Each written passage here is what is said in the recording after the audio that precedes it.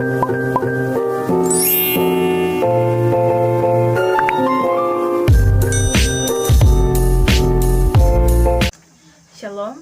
saya Sintia Nugraha Wilani.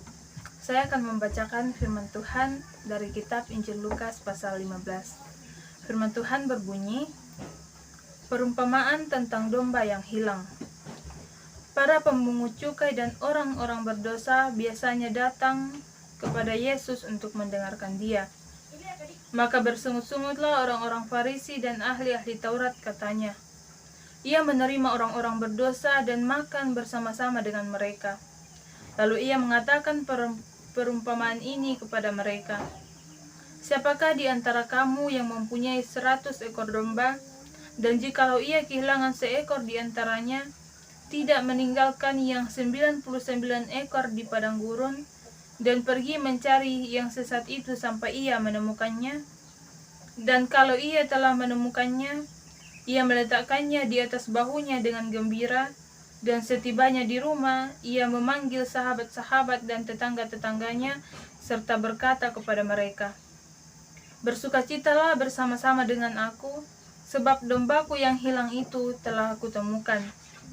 Aku berkata kepadamu, demikian juga akan ada sukacita besar di sorga, karena satu orang berdosa yang bertobat, lebih daripada sukacita karena 99 orang benar yang tidak memerlukan pertobatan. Atau perempuan manakah yang mempunyai 10 dirham, dan jika ia kehilangan satu di antaranya, tidak menyalakan pelita dan menyapu rumah serta mencarinya dengan cermat sampai ia menemukannya? Dan kalau ia telah menemukannya, ia memanggil sahabat-sahabat dan tetangga-tetangganya serta berkata, bersukacitalah bersama-sama dengan aku, sebab dirhamku yang hilang itu telah kutemukan. Aku berkata kepadamu, demikian juga akan ada sukacita pada malaikat-malaikat Allah karena satu orang berdosa yang bertobat. Yesus berkata lagi, ada seorang mempunyai 2 anak laki-laki. Kata yang bungsu kepada ayahnya, Bapa, berikanlah kepadaku bagian harta milik kita yang menjadi hakku. Lalu ayahnya membagi-bagikan harta kekayaan itu di antara mereka. Beberapa hari kemudian, anak bungsu itu menjual seluruh bagiannya itu lalu pergi ke negeri yang jauh. Di sana ia memboroskan harta miliknya itu dengan hidup berfoya-foya.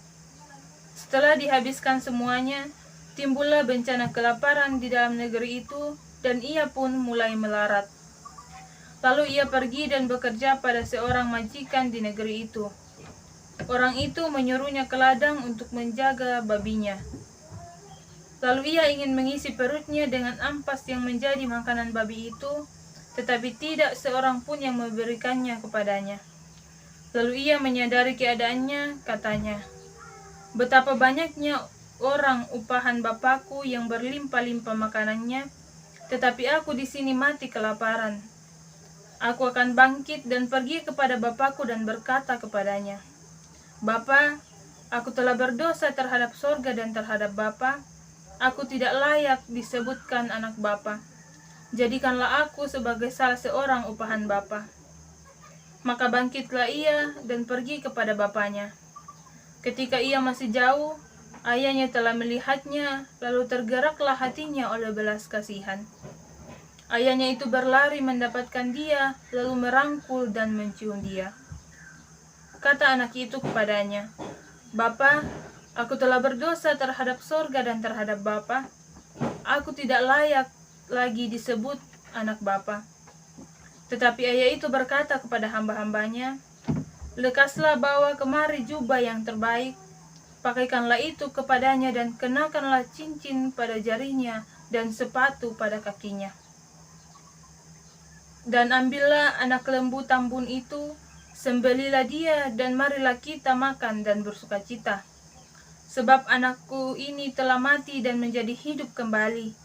Ia telah hilang dan didapat kembali. Maka mulailah mereka bersukaria. Tetapi anaknya yang sulung berada di ladang, dan ketika ia pulang dan dekat ke rumah, ia mendengar bunyi seruling dan nyanyian tari-tarian. Lalu ia memanggil salah seorang hamba dan bertanya kepadanya, "Apa arti semuanya itu?" Jawab hamba itu, "Adikmu telah kembali dan ayahmu telah menyembelih anak lembu tambun karena ia mendapatnya kembali dengan sehat." Maka marahlah anak sulung itu dan ia tidak mau masuk.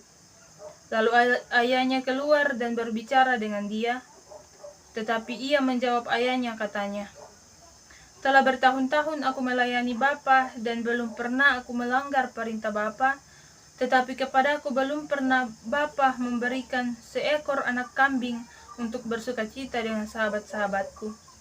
Tetapi baru saja datang anak Bapa yang telah memboroskan harta kekayaan Bapa bersama-sama dengan pelacur-pelacur, maka Bapa menyembelih anak lembu tambun itu untuk dia." Kata ayahnya kepadanya, "Anakku, engkau selalu bersama-sama dengan aku, dan segala kepunyaanku adalah kepunyaanmu. Kita patut bersukacita dan bergembira karena adikmu telah mati dan menjadi hidup kembali. Ia telah hilang dan didapati kembali." Amin, firman Tuhan.